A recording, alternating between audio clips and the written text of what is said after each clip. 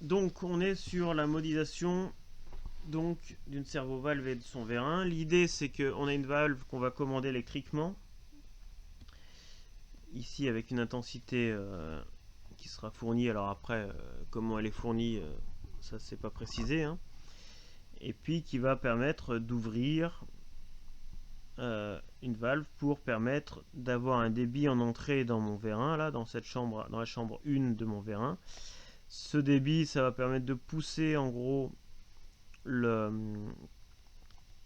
piston qui est ici pour faire déplacer un solide de masse M. D'accord. Vous avez pardon. Vous avez 4 équations qui vous sont proposées dans ce modèle. Une équation qui met en relation donc une relation linéaire entre l'intensité et le débit d'entrée ici. Donc vous avez ici donc l'entrée de votre système qui sera I. Ensuite une équation qui met en relation la vitesse de déplacement de votre masse, le débit de fuite qui va en fait passer entre les deux chambres du vérin et le débit d'entrée. Une équation qui va mettre en relation ce débit de fuite avec l'effort en fait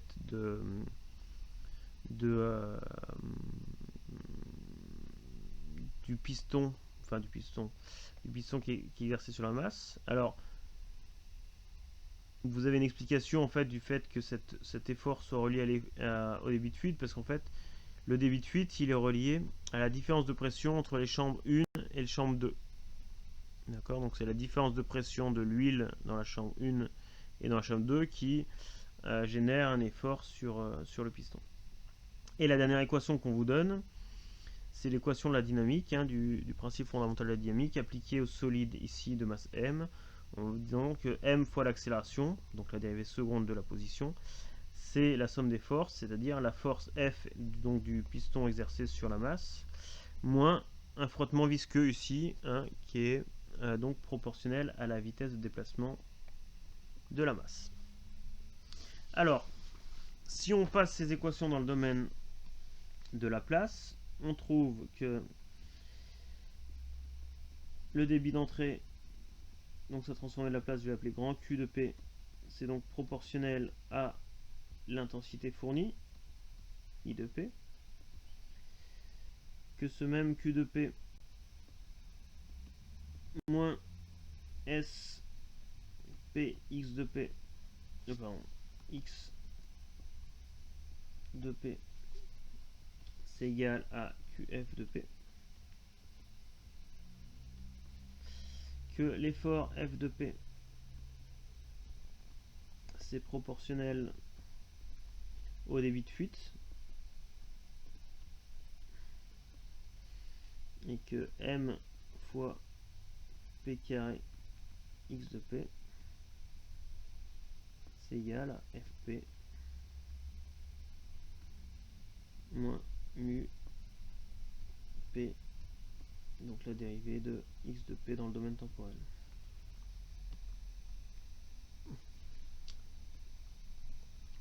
Pour la suite, regardez, je vais dire que P fois X de P, en fait, c'est la vitesse, d'accord? Dans le domaine temporel, c'est la dérivée de la position. Donc je vais appeler ça V de P. Et donc ça, je peux dire que ça, c'est aussi V de P. Et ça, je peux dire que c'est P fois V de P. Alors, je vais vous expliquer pourquoi j'écris ça. Parce que si maintenant je prends chacune de mes équations, alors ici déjà, on va identifier l'entrée et la sortie. L'entrée, c'est I de P, hein, c'est la commande de ma servo-valve, et la sortie, c'est donc ma position. X de P que je retrouve ici, ici et ici. Et donc toutes les autres grandeurs, ça va être des grandeurs fonction du temps, qui vont être des grandeurs intermédiaires. Donc si je regarde maintenant ma première équation, je vais pouvoir la traduire en disant, si je prends mon entrée I de P, que je la multiplie par mon coefficient grand A, j'obtiens mon débit d'entrée, Q de P. Ok. Maintenant, si je prends ma seconde équation ici, là, ce Q de P. Si je lui retranche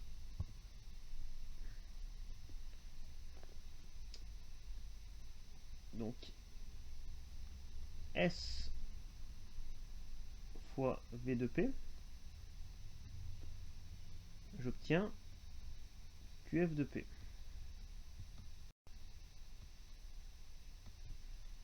Ok, ça, c'est cette équation-là. Cette équation-ci,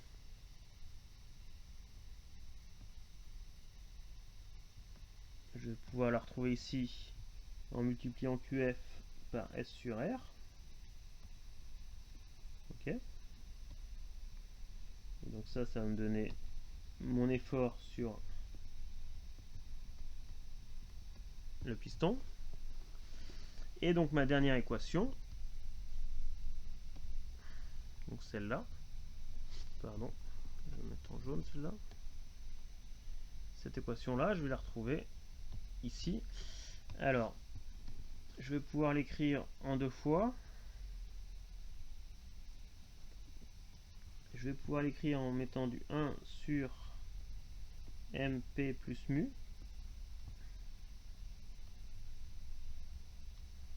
Ça va me donner ma vitesse. Et si j'intègre,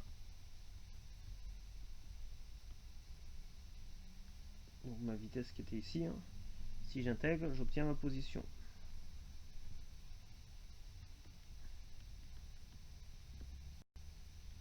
Donc ça, c'est cette équation-là. Alors, vous, dans le document réponse, en fait, on vous propose plutôt de l'écrire sous cette forme-là. Je vais le réécrire ici. Et on va voir pourquoi est-ce que je vous ai écrit dans un premier temps le schéma bloc comme au tableau, comme au-dessus là.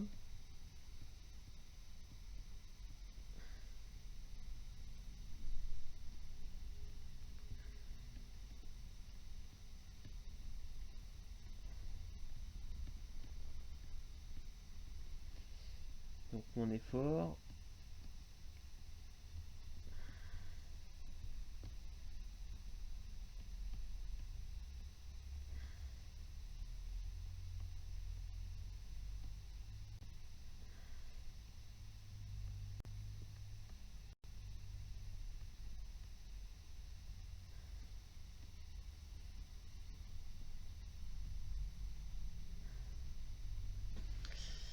Ok, c'est comme ça. Voilà. Ici, là, alors par rapport à ce que demande Alexandre, ici, je ne fais pas apparaître ce V2P qui n'apparaissait pas en fait dans mes équations. Ok. Le problème, c'est que si je fais ça, alors le problème qui n'est pas un problème d'un point de vue mathématique, hein, mais physiquement, le problème c'est que ici vous faites apparaître une fonction de transfert avec un numérateur qui a un degré, donc le polynôme du numérateur a un degré supérieur au polynôme du dénominateur. Hein. Donc ça revient dans le domaine temporel à dériver.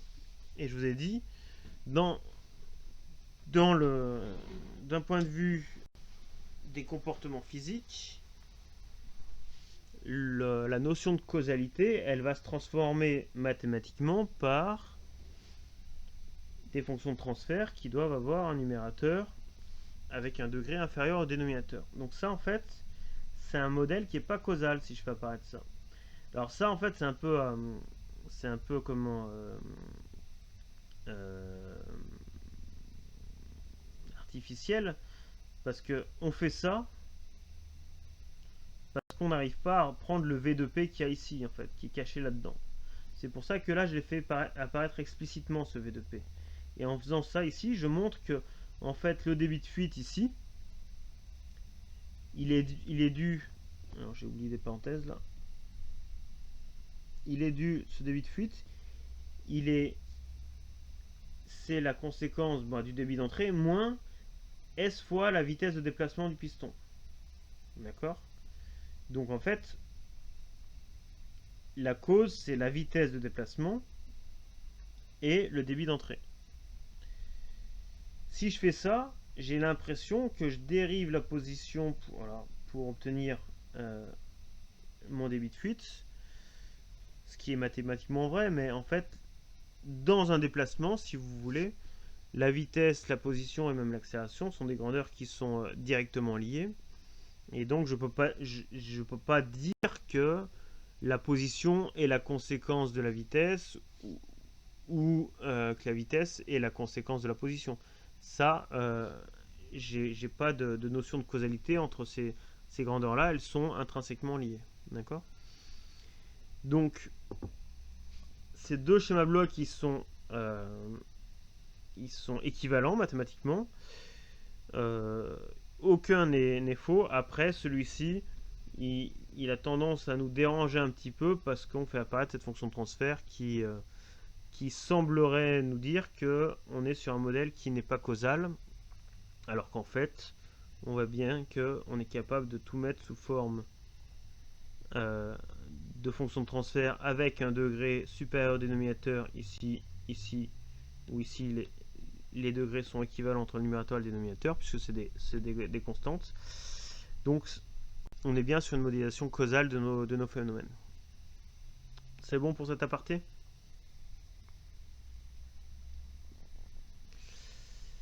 Donc, une fois qu'on a ce schéma bloc, il est assez facile maintenant d'écrire notre fonction de transfert. Donc, je vais m'attacher uniquement à ce schéma bloc là. Il faut juste que je fasse attention. Ici, j'ai ma structure classique avec une chaîne directe, une boucle de retour et donc un comparateur avec un plus un moins. Donc cette partie-là, je sais calculer la fonction de transfert facilement en disant que c'est la chaîne directe sur 1 plus le retour fois la chaîne directe. Et il faut que je fasse attention que ici, j'ai un autre bloc en série. Donc si j'écris ma fonction de transfert, donc x de p sur i de p, donc quelle est la fonction qui transforme i pour obtenir x.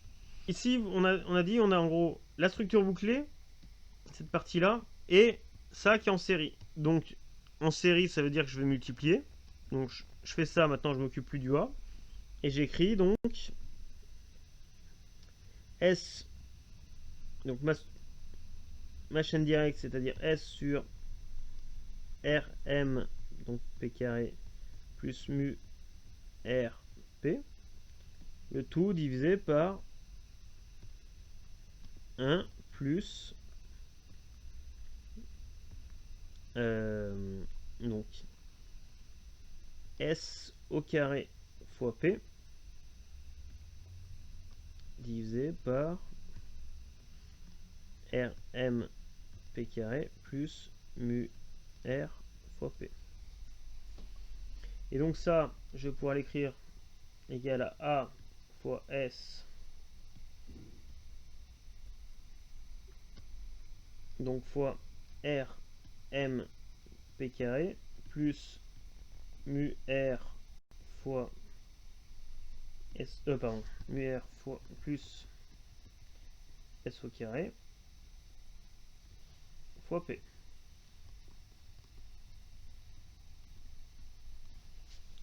Ok. Donc maintenant, si je veux l'écrire sous forme canonique, je vois déjà que je vais pouvoir factoriser par P mon dénominateur. Ok. Et si je veux mettre sous forme canonique, il faut que je fasse apparaître un 1 à mon coefficient de degré le plus petit. C'est-à-dire, ici, il faut que je divise par ce terme-là. Donc je vais avoir un gain qui va être de la forme AS sur mu R plus S au carré. Donc là, je vais faire... Voilà. Et multiplier donc par 1 sur 1 plus donc Rm donc divisé par mu R plus S carré fois P. Pardon, fois P ici. Donc là, j'ai mis ma fonction de transfert sous forme canonique. Est-ce que c'est bon? Monsieur, quand on nous demandera de faire une fonction de transfert, on sera toujours obligé de la rendre canonique à la fin ou c'est pas obligatoire? Alors, c'est pas obligatoire. Dans l'absolu, c'est pas obligatoire. Après, ça va nous permettre déjà très rapidement d'identifier ici le gain statique, ici la classe, d'accord, donc classe 1, et après on verra que ça nous permettra aussi d'identifier par exemple ici en fait que ce coefficient là va nous donner des informations sur le comportement du système. Donc on va toujours nous les écrire sous forme canonique.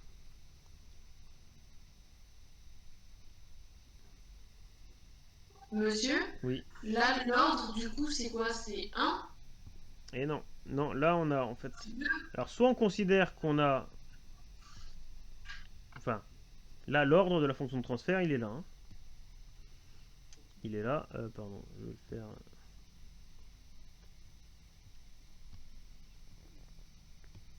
Il est là l'ordre. Hein.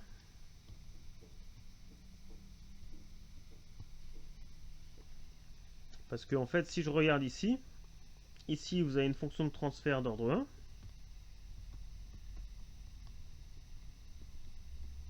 Mais comme vous le multipliez par ce P là,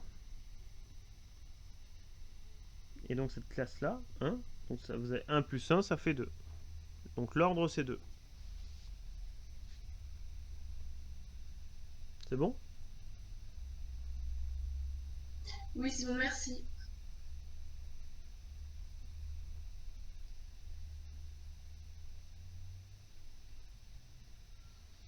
Alors, je prends encore 5 minutes pour avancer. Si je prends maintenant, regardez, on vous dit, je change de couleur pour vous dire, on vous dit en entrée, on soumet le système à un échelon d'intensité I0. C'est-à-dire que I de t, on vous dit que I de t c'est égal à I0 fois U de t, la fonction de Hillside. Donc, I de P, ça transformé de la place, ça va être égal à I0 sur P. C'est bon?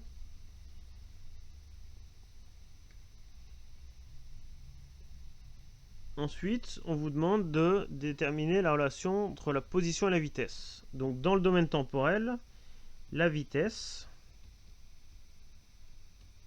c'est égal à la dérivée, en fonction du temps, de la position.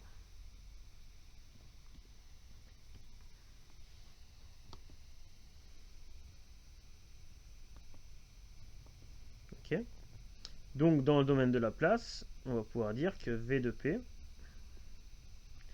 c'est égal, dans les conditions de Heaviside, hein, bien entendu, V de P x de P. C'est bon? Donc on vous demande ensuite de calculer la vitesse du chariot en régime permanent. Donc on va refaire ce qu'on a fait tout à l'heure sur le moteur, c'est-à-dire dire que par le théorème de la valeur finale,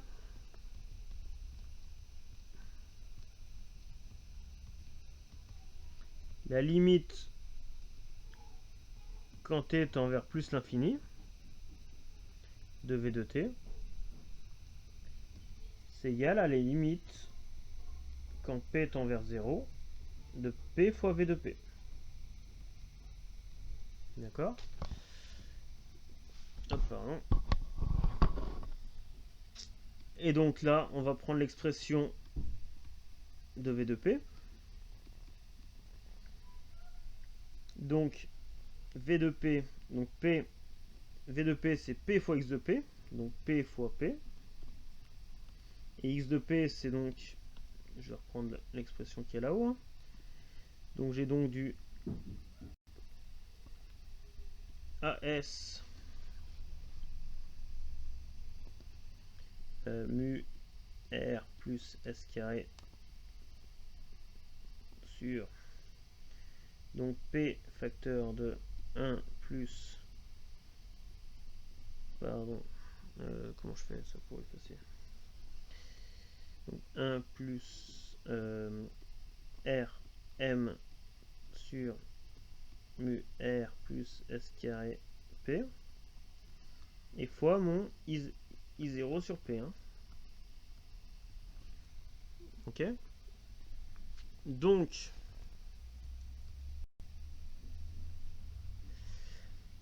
si je simplifie un peu là, donc là j'ai un P qui simplifie.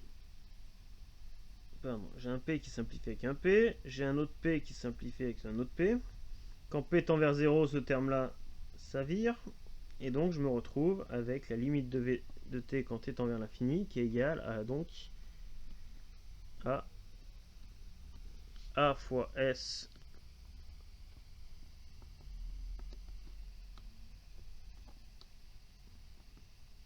divisé par mu R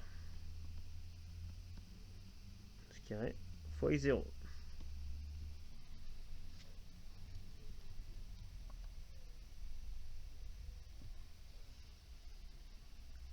Alors Alexandre me demande c'est quoi le lien entre la valeur finale et le régime permanent. Le régime permanent c'est le lien c'est le moment où on considère que le comportement de notre système ne va plus évoluer.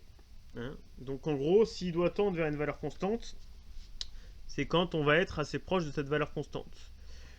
S'il doit tendre vers une valeur qui évolue linéairement, mais et ben c'est quand il va être assez proche de ce comportement linéaire.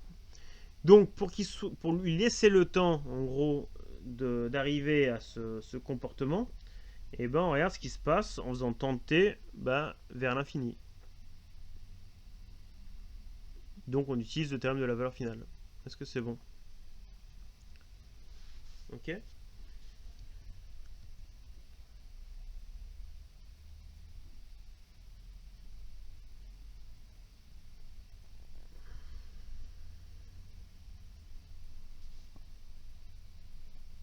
Ok.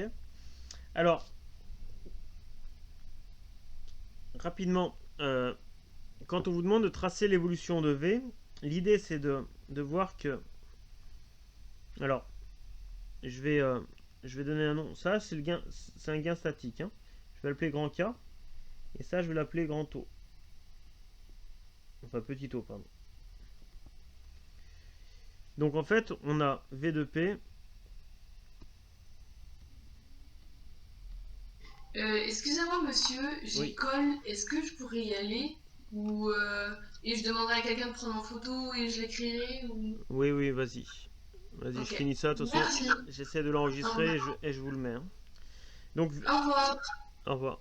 La question, je fais juste la question sur V. En fait, V de P, ça s'écrit sous la forme donc K sur donc 1 plus tau P fois I0 sur P. D'accord? Tout le monde d'accord avec ça? Parce que grosso modo, ce P là et ce P là, il simplifie. Hein. Ah pardon, oui, enfin, c'est pas ça que je voulais dire, mais c'était avec ce P là plutôt. Ok. Bon, rapidement, alors je vous le fais pas, mais ça, vous pouvez montrer que si on vous fait une décomposition en éléments simples, vous pouvez montrer que ça s'écrit sous la forme d'une somme de fractions Ki0 sur P, donc moins Ki0 tau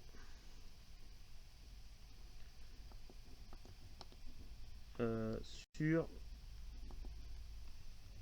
1 plus tau P.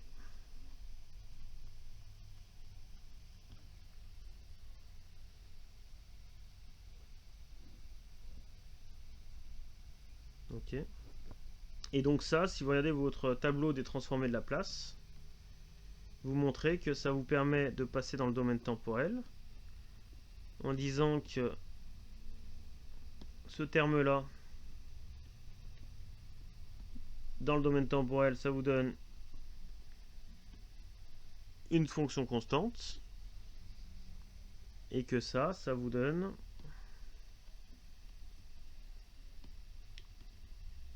moins donc k i0 exponentielle moins t sur tau.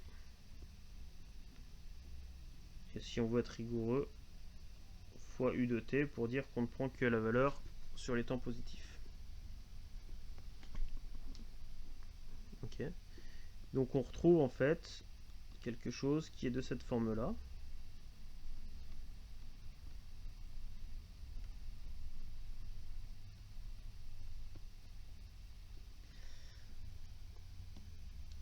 Et donc pour conclure, si je veux tracer l'évolution donc de la vitesse en fonction du temps,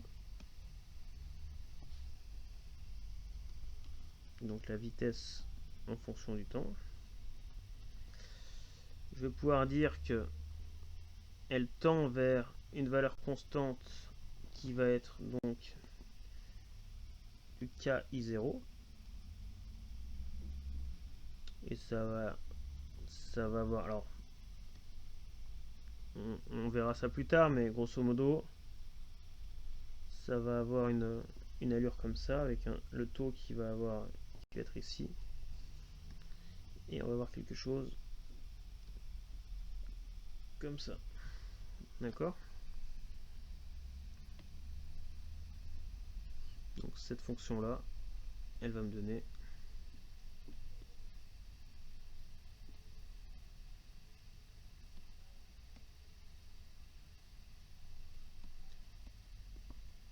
ça, je vais écrire en rouge. Hop, pardon, qu'est-ce que j'ai fait là?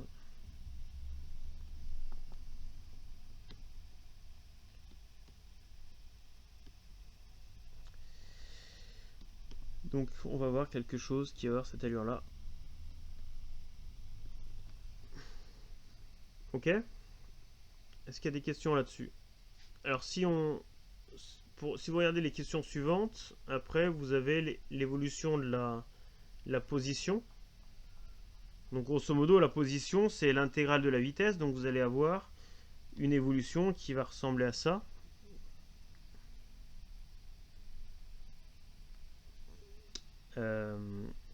Et donc, alors soit vous prenez votre équation temporelle et vous l'intégrez, d'accord, donc cette équation là, soit vous la prenez et vous l'intégrez, soit vous reprenez l'équation dans le domaine de Laplace qu'on a trouvé ici, d'accord, ici là, et vous décomposez en éléments simples, et vous allez trouver quelque chose qui va vous donner ici en fonction du temps, avec grosso modo, on va dire quelque chose comme ça, en k fois i0, et vous allez avoir donc la position qui va augmenter comme ça, avec x de t. Si vous intégrez en fait cette équation, vous allez trouver sur du k i0 facteur de t. Ici, vous avez taux, k i0 t moins taux, plus le taux exponentiel moins t sur taux. D'accord, on sent bien le lien que cette chose-là, pour passer de là à là, il faut intégrer. Donc il faut intégrer en fonction du temps.